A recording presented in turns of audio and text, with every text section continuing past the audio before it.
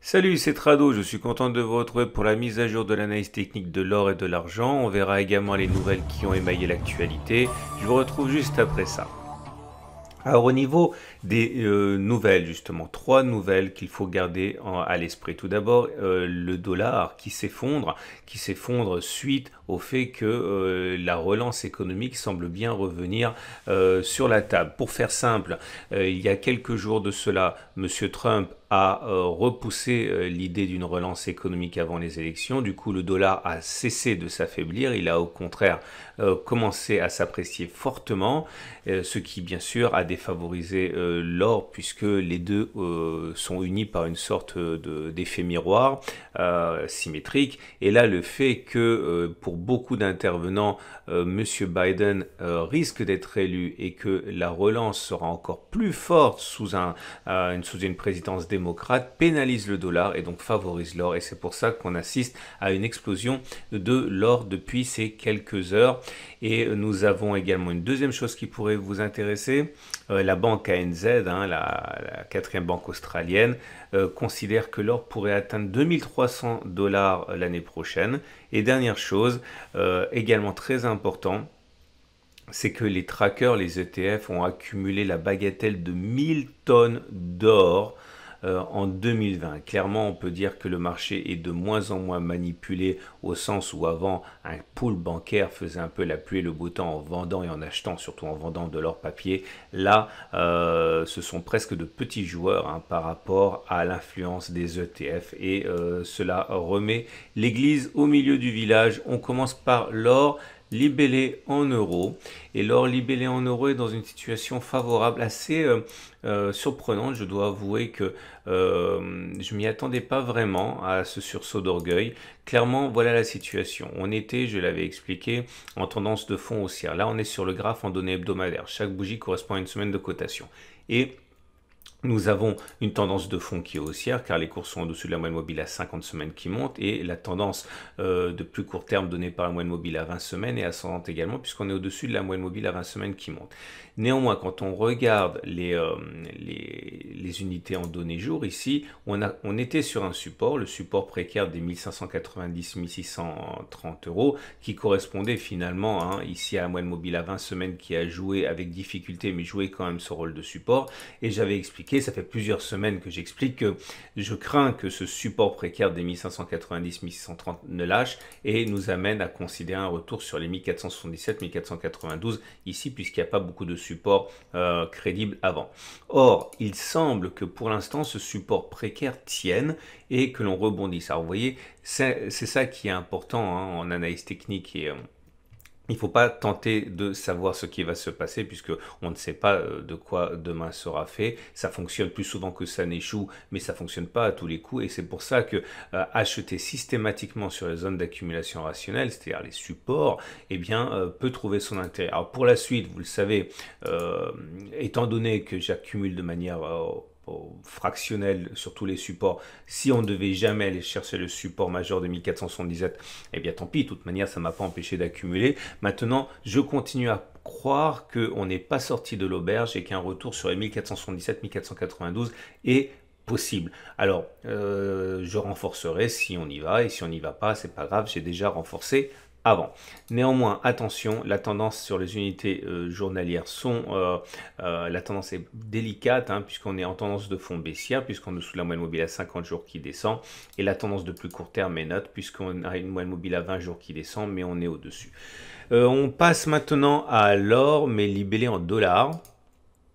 Et pour l'or libellé en dollars, c'est le même process qui est à l'œuvre, c'est-à-dire que la tendance de fond est haussière, on est au-dessus de la moyenne mobile à 50 semaines qui monte, au-dessus de la moyenne mobile à 20 semaines qui monte, et là, le rebond a été beaucoup plus clair et massif sur l'or libellé en dollars qu'il ne l'a été sur l'or libellé en euros.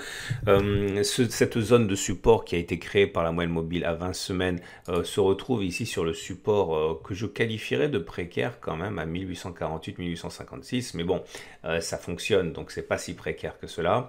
Cela ne veut pas dire que ça ne sera pas cassé. À titre personnel, là aussi, j'envisageais tout à fait que l'on aille chercher le support majeur des 1748-1765, zone sur laquelle je me faisais un plaisir de pouvoir éventuellement parler de zones d'accumulation rationnelle très fortes et accumuler encore plus. Si on n'y va pas, ce n'est pas grave, hein. De toute manière, j'ai déjà accumulé depuis les précédentes zones de support.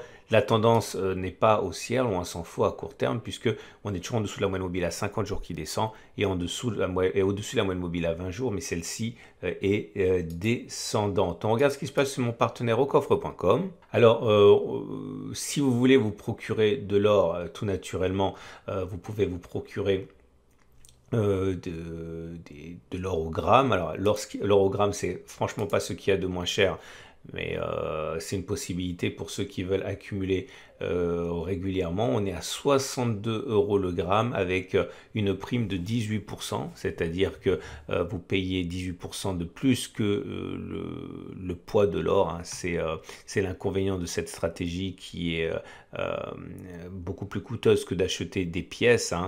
Et par exemple, si vous voulez vous procurer des Napoléons, la pièce la plus célèbre, la pièce de 20 francs Napoléon or est actuellement au prix de 325 €.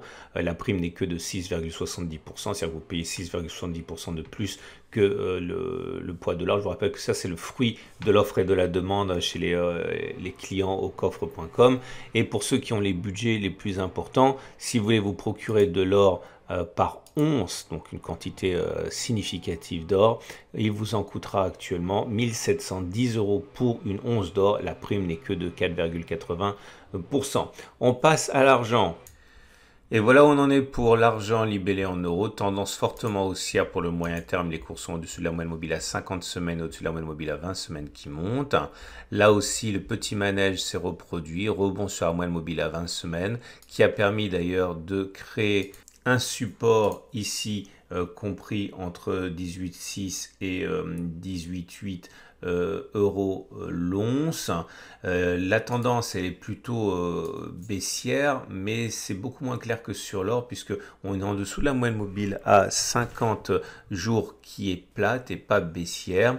On est également en dessous de la moyenne mobile à 20 jours qui descend, mais on est effectivement au-dessus. Donc globalement, c'est baissier, mais de manière beaucoup plus discrète que pour l'or, tout en gardant à l'esprit que les tendances de long terme et haussières, on l'a vu précédemment. Et on va terminer avec l'argent libellé en dollars sur un schéma complètement équivalent, puisque comme vous pouvez le voir, la moyenne mobile à 20 semaines a là aussi tenu, on a rebondi dessus, la tendance de fond haussière, on est au-dessus de la moyenne mobile à 50 semaines et moyenne mobile à 20 semaines qui monte, la tendance de plus court terme est plus mitigée également, vous voyez la moyenne mobile à 50 périodes est plate et on est au-dessus de la moyenne mobile à 20 jours qui monte, clairement la tendance de fond est neutre, légèrement baissière et la tendance de plus court terme est complètement neutre. On termine en regardant ce qu'il y a de disponible chez mon partenaire aucoffre.com.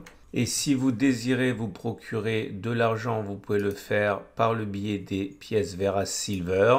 Et les Vera Silver sont actuellement au prix de 30 € l'once d'argent. Je vous souhaite une excellente journée. Je vous invite à regarder par incrustation les dernières vidéos concernant l'or et l'argent sur cette vidéo-ci. Je vous dis à mercredi pour les mises à jour.